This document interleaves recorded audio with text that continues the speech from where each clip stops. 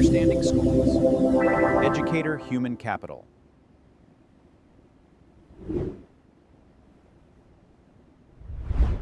When educational leaders draft a roadmap for student success, they typically focus on a series of macro-level strategies to guide the construction of the modern classroom.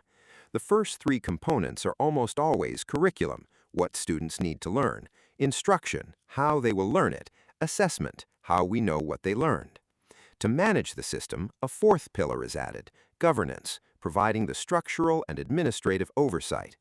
But these tools share a critical vulnerability. They're completely inert on their own. None can execute themselves. They rely on a foundation of dedicated, ground-level professionals to mediate the practice. For those pre-K-12 educators, the daily reality of learning mediation is complex and increasingly difficult to navigate.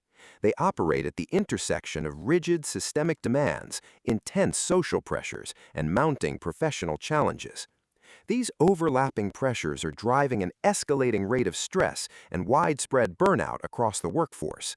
If ignored, the operational bandwidth of the system fails, and attempts at school reform and learning initiatives will fail before they even reach the student. To understand why educators are struggling, we have to examine the daily physical demands embedded in the practice. The modern teaching schedule presents a mathematical problem. The required duties frequently exceed the hours available in a working day. Direct student instruction takes priority, meaning other essential pedagogical tasks, like building lesson plans and grading papers, are routinely squeezed out of the defined workday. The time for teachers to collaborate with their peers and align their instruction is similarly compromised.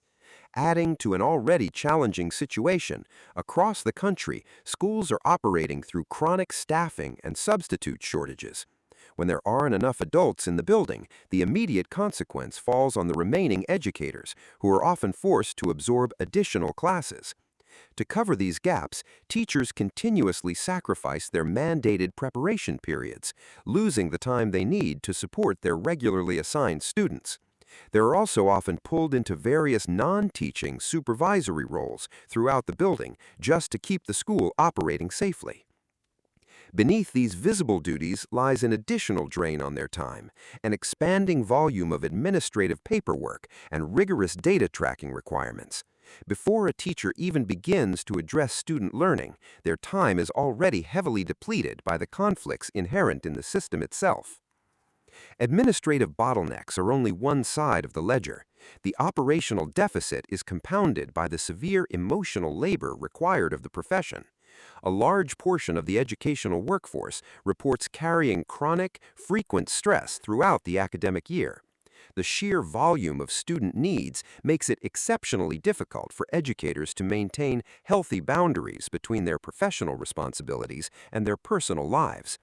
Educators serve as the primary point of contact for students in crisis, providing an immediate layer of support before academic instruction can begin. On any given day, they're managing the fallout of childhood trauma, the realities of systemic poverty, and severe family instability. Continuous exposure to this secondary trauma leads to a documented psychological condition known as compassion fatigue, where the educator's capacity for empathy is exhausted. And this emotional weight extends beyond the individual teacher.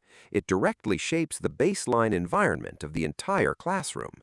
Schools are experiencing a widespread increase in student anxiety and clinical depression. These mental health factors map directly to chronic absenteeism, which systematically degrades overall academic performance. Instructors now lose massive blocks of teaching time strictly to behavioral management and mediating interpersonal conflicts between students. Add to this the persistent low-level disruption of technology and cell phones, which constantly fractures student focus throughout the hour.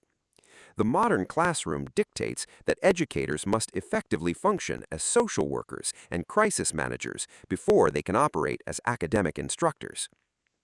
Layered on top of the operational deficits and the emotional toll is a persistent financial friction that undercuts the profession nationwide. Over time, teacher compensation has failed to keep pace with the rising cost of living, effectively resulting in shrinking purchasing power. This gap widens further when teacher salaries are compared against the compensation offered in other professional fields that require equivalent levels of higher education. School funding challenges also trickle down to the microeconomy of the classroom, where district-level budget constraints create shortages of basic resources. It has become a normalized reality for teachers to use their personal funds to purchase basic educational materials and standard classroom supplies for their students to use. Additionally, educators find themselves in the middle of a highly charged, polarized cultural climate. They must navigate constantly changing and frequently conflicting state curriculum standards. They must manage intensifying and diverse expectations from parents regarding how their children are taught. And they face rigid political directives dictating specific rules on what materials can and cannot be instructed. The ultimate consequence of these cultural crossfires is a workforce that increasingly reports feeling a lack of respect from the community that employs them. When you combine financial instability with a perceived lack of community support, the result is the active dissolution of long-term educator morale and retention. We have a workforce actively struggling to maintain equilibrium against deeply ingrained systemic challenges. Entering directly into this already overtaxed activity system is a massive technological variable, artificial intelligence. Advanced AI instructional applications are no longer theoretical, they're nearing active implementation in schools. The primary capability of these new tools is the delivery of highly individualized instruction mapped to specific student needs, deployed at scale. The secondary capability is the instantaneous real-time assessment of a student's progress, bypassing traditional grading cycles. Moving from traditional direct instruction to AI-assisted instruction will force a reevaluation of what a classroom looks like and what a classroom teacher actually does. There is currently extreme uncertainty regarding what this future looks like in daily practice. This technology is entering a landscape already operating at its functional limit, forcing a shift in the core responsibilities of the profession.